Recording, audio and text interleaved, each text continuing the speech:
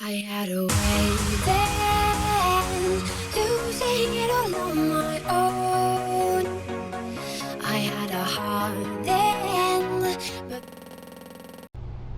Hello folks, Husky-Flies back here with another video. This one has been long overdue, but honestly I've kind of been dreading it because I knew it was going to be a long one.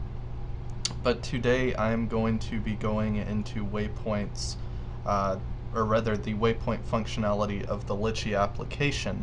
Now I intend to split this video into three parts. It's either going to be three separate videos or just one video with links to different timestamps. Either way, you're going to see some notes in the upper right corner of the screen right now that are either going to link to other videos or link to timestamps within this video, just depending on how it's going to work out. For this first part here, I'm going to be going into basically setting your Waypoint mission up on your computer using MissionHub. So as you can see, the address up here is flylitchi.com/hub. The second part will be showing you how to set up Waypoint missions from your device. I'm probably going to be using an iPad mini 2 for that. I know I've been using Android devices up until this point, but honestly I've set up Waypoint missions on both and there isn't a whole lot of difference, so it should work for both iOS and Android users. And the third part will actually be showing the flight. It's not going to be the exact flight because it's actually a flight I made before recording this video, but it's going to be pretty close to the flight I show you guys how to make today. So first up, before we jump into MissionHub, are just a few tips on making Waypoint missions. The first and most important tip is to make your make your last waypoint back where your first waypoint is. And this is so if I were to send, if I'm starting here and I send my quad like way out or something and I start losing connection with it, it's not going to come back. Unlike a lot of flight modes, it is not going to respond to the fact I've lost connection. It's going to keep running this mission. So what you want to do is set your last waypoint close to your first waypoint, and you want your first waypoint somewhere near where you're taking off from. So if you do lose connection and it's out there flying around, eventually it's going to come back to you and you can take control and land it or whatever, regain connection. So that's just a little safety tip for you guys. Another safety tip is to keep an eye on surrounding objects, which you always should do, but particularly if you're going to be transitioning altitudes, ground altitude over the course of Waypoint mission, you really need to keep an eye on the trees and such, because the quad doesn't know they're there unless you have obstacle avoidance like with the Phantom 4 and the newly introduced Mavic Pro. But for your Phantom 3 users, obviously the quad is not going to know there are objects there. And just as an off example, if I was to start right here, and let's say I started this first waypoint at 20 feet, we'll just make it something ridiculously low just for the sake of argument, and I say go over here, but I set this waypoint to 300 feet, because as it moves between the first and second waypoint, it's going to start trying to ascend, and it might not ascend quite in enough time to miss these trees when it crosses over to them. So that's something to keep in mind with that. Another scenario is if you intend to start the waypoint mission while the quad is actually landed, because I do believe you can do that. I don't recommend it, but I'm pretty sure you can. If I was to start it, let's say my first waypoint happened to be over here or whatever, and I am taking off from right here. I know these trees are much higher. Well, that quad is going to launch and very likely try to head for this first waypoint and make that ascension, and it just might not make it. So that's another safety tip to keep in mind. I also recommend not sending it out too far. But that's kind of common sense, and I know there are some restrictions in Litchi to stop you from doing that anyways. So with all of that out of the way, we are going to go ahead and jump in, and I'm going to kind of recreate this Waypoint mission I've already flown, and then the third video I link will be an older video I've uploaded. I'm going to link it to the timestamp that's important, and I'm pretty sure I cover everything in there because it shows you the telemetry screen, so you're going to be able to see everything I'm doing. And that video actually will be using an Android device, so if you're an Android user, it's going to be a little bit closer to home, but like I said before, As far as waypoints go, I see very little difference between the iPad that I use and the Android phone I've used, so I think they're about the same. So going into the very basic functions of MissionHub here, I know I'm going to be taking off from this area. We're going to go ahead and make a waypoint around the same area. I like to make it right above wherever I'm taking off from so it can go ahead and ascend to a safe altitude before setting off on the mission. So I'm just going to drop it right here, and you can see I left click to drop that waypoint, and some options appeared over here which we'll get to in a second. But if you see this blue triangle right here, that's showing the heading the quad's going to be on when it reaches this waypoint. This little number is showing which waypoint in the series it's going to be in. This little cloud here indicates the altitude, so that's a good thing to just kind of go back and check over just to make sure everything is as you need it to be. So over here we have a few options. You can see it's showing your latitude and longitude coordinates for this waypoint, your current altitude, and I'm going to go ahead and set this to 300 feet. And this is why I kind of prefer the computer if you have the foresight of where you're going to be flying and when you're going to be flying. So you can make it on the computer, because getting an exact 300 feet would be a little difficult even if you have a tablet, because you only have sliders to work with. You can't type anything in like you can on the computer. So it's just a little bit more accurate. This is the speed you are going to use for this waypoint. And something important to note is this is the speed leaving the waypoint, not entering the waypoint. So I'll give you an example. If I drop a number 2 waypoint over here, and this number 1 is set to cruising speed, it's going to use cruising speed to get to number 2, but it is not going to use cruising speed to get to number 2. So if I were to go over here, or rather, it's not going to use cruising speed to get to number 1, sorry. So if I were to go over here and I were to set the speed to, we'll just do 8.5 miles per hour, going to waypoint 1, it's going to recognize, hey, this is cruising speed going away from this waypoint. So even though that this is set to 8.5 miles per hour, it's going to use the cruising speed until it gets there. Then if it was to go off to another waypoint, between here and here would be the 8.5 miles per hour. Something that took me a minute to understand and caused me a lot of issues when I was first setting waypoint missions up, so I just figured I would mention that. On the mention of the cruising speed, you'll see down here there's a settings button. If you bring it up, you can change a lot of things, including the cruising speed. I think by default it's set to like 18 miles per hour. I jacked mine up because I had a rather long waypoint mission I was sending it on more recently. So there's that right there that you can adjust, and then anytime you don't touch the speed, it's going to use whatever speed you set in here. Obviously there's options for the Phantom 2 Vision Plus if you have that. It's the Phantom 3 Inspire 1 because I have a Phantom 3. I would assume that this same stuff is going to work with the Mavic Pro and the Phantom 4 as well. For the units, I have it set to Imperial just because I'm in the US, but you can set it to metric. This is the path. So right now I have it set to curved turns, and I will show you what that means in a second. And here's the curve size, which relates to this curved turns up here. So that's for the settings in it, and I'm going to go ahead and show you what it means when it says the curved turns. So if I make a second waypoint here and just kind of make a square here, if you have it set to straight lines in the settings, it's going to be totally rigid and, you know, basically make really sharp turns, sharp actions as it's going around this kind of square here. Basically, it's going to follow the yellow line, or do the best of its ability to follow the yellow line. The curved turns adds these in right here, and what it's going to do is it's going to come up here until it reaches this turn, and it's going to kind of sort of drift around this corner here as opposed to actually hitting that waypoint dead on and continue with this one over here. And that helps to kind of smooth out the video if you're trying to get some good video with the waypoint missions. But there are certain actions that you can't do if you have the curved turns turned on, and I will go into those later in the video. For now, I'm going to go ahead and begin setting up this waypoint mission. So as I said, we're going to be taking off from this area, so I put the first waypoint in the close area. And I know for my first action, I'm going to want to come up and take a look at this area up here. This is a veterinarian's office kind of behind my house.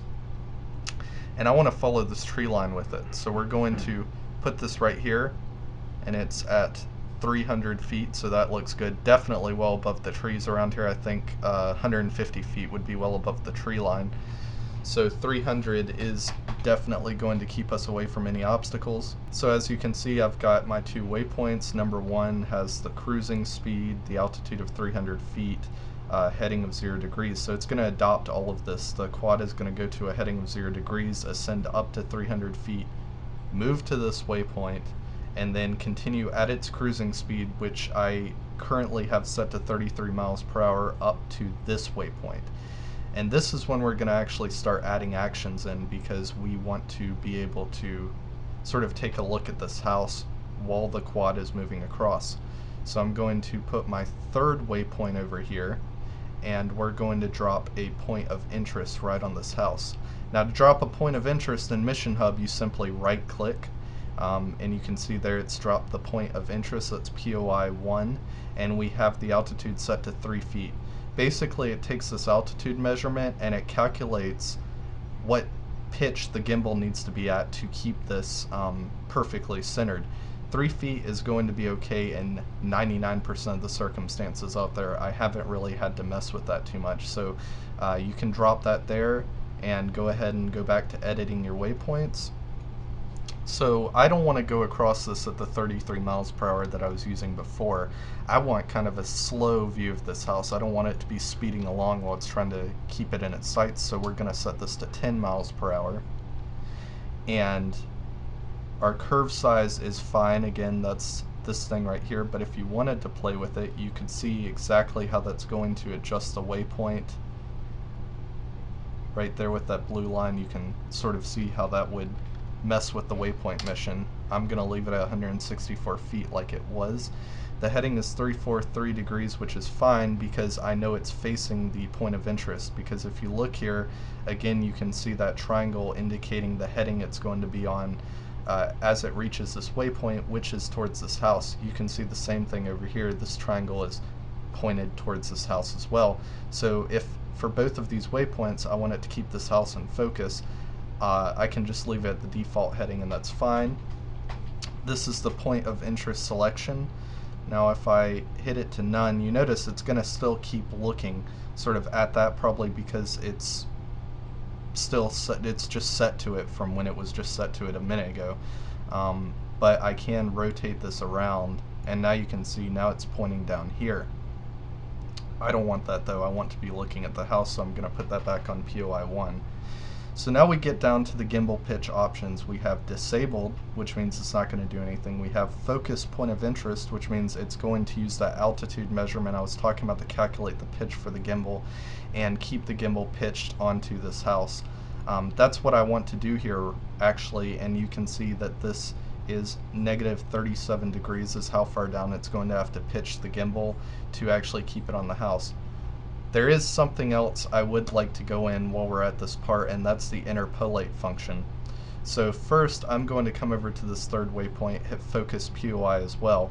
This is negative 35 degrees. So because it's moved over here, it's had to increase the pitch 2 degrees to keep this house in the center of its focus.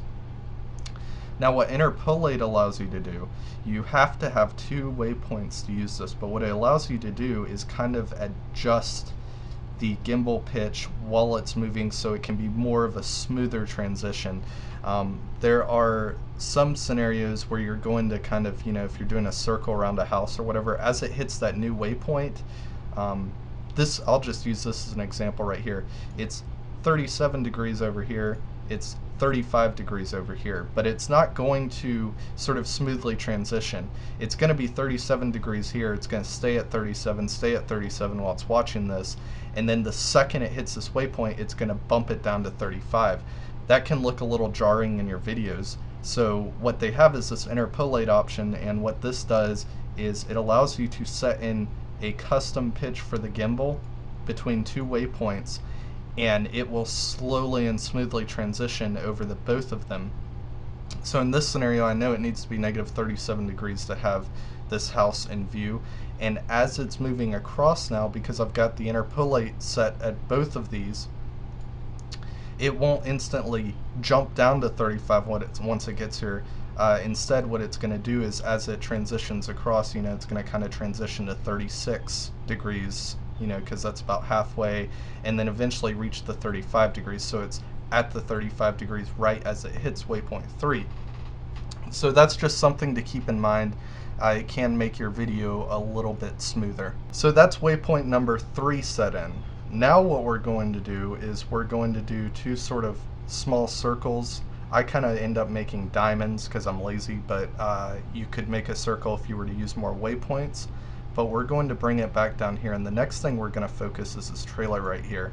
So just kind of making a diamond here, just so we can cover all sides and get this trailer focused. But first we have to make sure that this is set to cruising speed, which it is. So again, it is the speed leaving the waypoint, not entering it. So it's going to leave waypoint 2, use 10 miles per hour up to here. Once it hits waypoint 3, it's going to go back up to that 33 miles per hour we set as our cruising speed before heading back over here. And obviously you want to do that when you're traveling somewhat long distances, just so the waypoint mission doesn't take forever and run your battery out. So that's something to keep in mind. For traveling between 2 points, you want the cruising speed, and for actually focusing an object, you probably want to slow it down a little bit. I'm going to move this a little bit by holding left click and just moving it around just to kind of make it a little bit more even. But now that we have this set up and we want this focused, we're going to drop another point of interest. Once more, right click, and 3 feet is fine for that. And as you can see, it now has POI 2. You might notice all of these quads are still focused on POI 1 over there, so we need to go through and change that. Now you could have dropped the POI before putting these waypoints down, and it might just automatically recognize that it wants you to look at that, but you still have to sort of set in your gimbal pitch and do your focus point of interest. So there isn't much difference in my opinion. So now we've got POI 2 dropped right on top of this trailer. It's kind of hard to see for all those trees, but it is there, it's in there.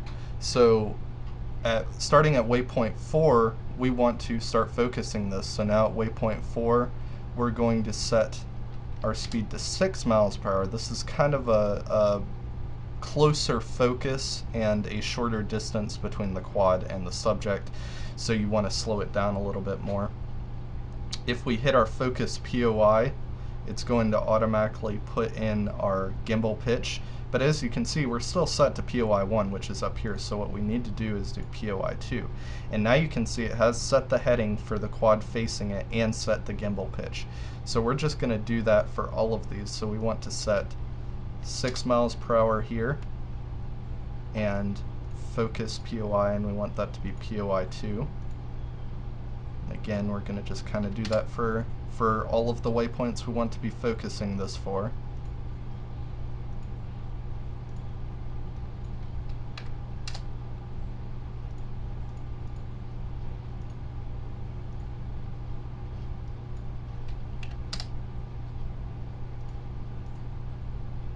So now we can look back through and see that we're indeed focusing this, and you can do that with these 2 little buttons back here. They will back pace through each waypoint or go forward. We can see that, pretty much everything in here, 6 miles per hour, focus POI 2, focus POI 2, 6 miles per hour.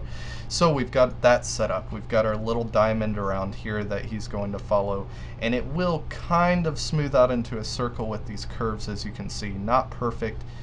If you wanted to take more time, you could put more waypoints in and make this a little smoother. There is an option actually up here you can see called insert. If you have a waypoint in between 2 others, you can actually insert a new one that, as you can see, is shown up right here. So now I can move this and try to make it, even a little bit more smoothed out. And that waypoint will always appear after whatever waypoint you currently have selected. So this is 7 and this is 8, but if I hit insert, it's going to put a new waypoint in as 8. This will become 9, and again, you can kind of smooth it out. But I'm going to go ahead and take those out because I know I did not use that for the other waypoint mission, and I'm trying to represent it as accurately as I possibly can. Okay, so thus far we're going to take off. We're coming up here, doing our zip line maneuver across and focusing this. We're bringing it back down. It's going to do a circle around this trailer while focusing it. So that's what we have so far. Okay, so I've actually made a little bit of an error here, and some of you might have picked up on it already, but I have this waypoint set to 6 miles per hour. Now I know this is a travel waypoint. After it leaves this waypoint, it's going to be traveling down here before focusing this sort of dirt field area. So I don't want this at 6 miles per hour, otherwise it's going to do 6 miles per hour all the way down here and take forever. And in the case of if it was really far out and you were disconnected, you know, from the quad and couldn't control it, it's going to keep running this mission. It could take forever. It could run your battery dead. So this is why it's really important to double check this stuff. So I actually want its cruising speed of 33 miles per hour. It's probably not going to reach that before getting down here, but that's just what I use for travel. So now that we have that set up, I'm going to go ahead and drop another POI where I want to focus, which is this little dirt field right here. And we're going to go back to waypoint 8, bring the quad over here, and as you can see, because I have put this POI in place and the software recognizes that this waypoint's really close to this POI, it's automatically set in my heading for me, whereas before up here I had to, it wouldn't set in the heading until I hit that focus POI. Unfortunately, you still have to hit the focus POI over here. So we're going to do another 6 miles per hour for this. And I'm going to make another little diamond. And we're just going to backstep through and do our 6 miles per hour and our focus POI.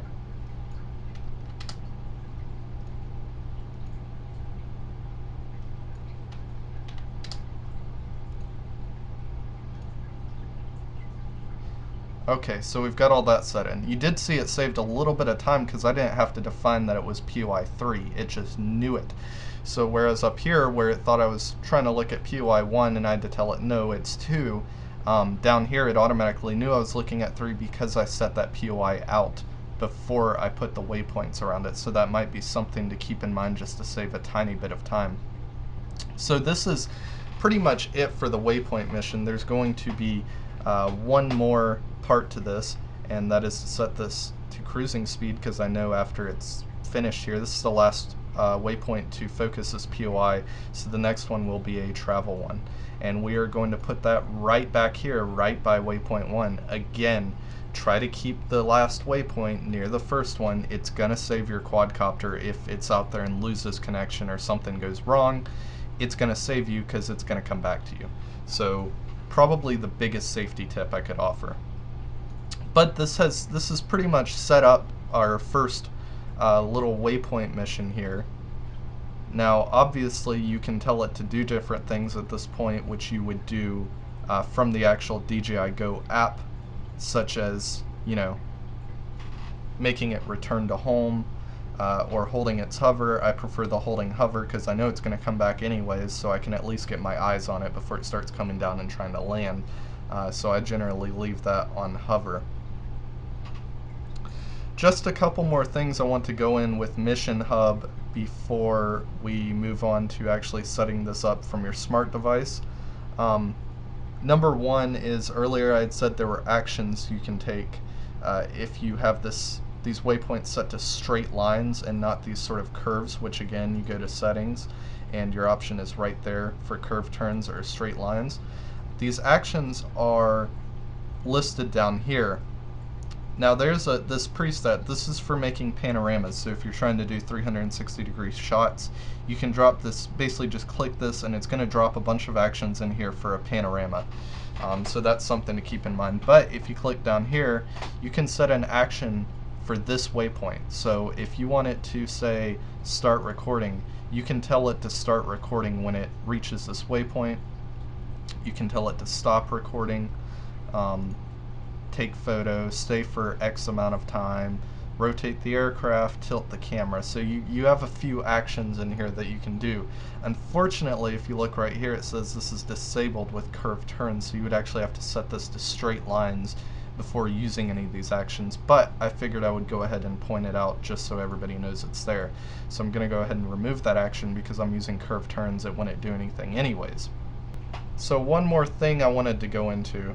You might be wondering how you get these Waypoint missions onto your smart device so that it can be uploaded to your aircraft. If you go up here, you can see my name right there, and that's because I've actually logged in using Facebook on here. So basically you log in here, there's an option when you go to the flight mode button in the actual app. I'll put it up on the screen if I can, but there's an option after all the flight modes that says login. You log in, I believe, through Facebook there as well, and then when you create a mission on here, you can go down here to missions and hit save. Enter your name or whatever and hit save, and after you actually save this mission, it's going to automatically push it to your smart device. If your smart device is on the same Wi-Fi connection, it'll push it out to it. I think it'll work with your phone, like if you have a data connection, it'll push it to it as well, but I'm uncertain on that. But it basically recognizes that your Facebook account is logged in here and in Litchi on your smart device, and pushes the missions out that way. So that's something that to keep in mind. I'm not sure if you can actually manually, there's an import, so there probably is some way to manually transfer it over, but I do not know how to do that, to be perfectly honest with you guys. I've always just let it automatically push it out, and it's always worked great. So that was the second thing I wanted to mention. But that being said, I think this about concludes the MissionHub part of this video, and once again, the second part, setting things up on your smart device, is either going to be up right after this, or there will be another video linked in one of the corners right now that will show you how to get to that information. So that's it for part one of this video on Waypoints in the Litchi app. I hope you guys enjoyed, I hope it helped, and please don't hesitate to hit that like and subscribe. Thanks.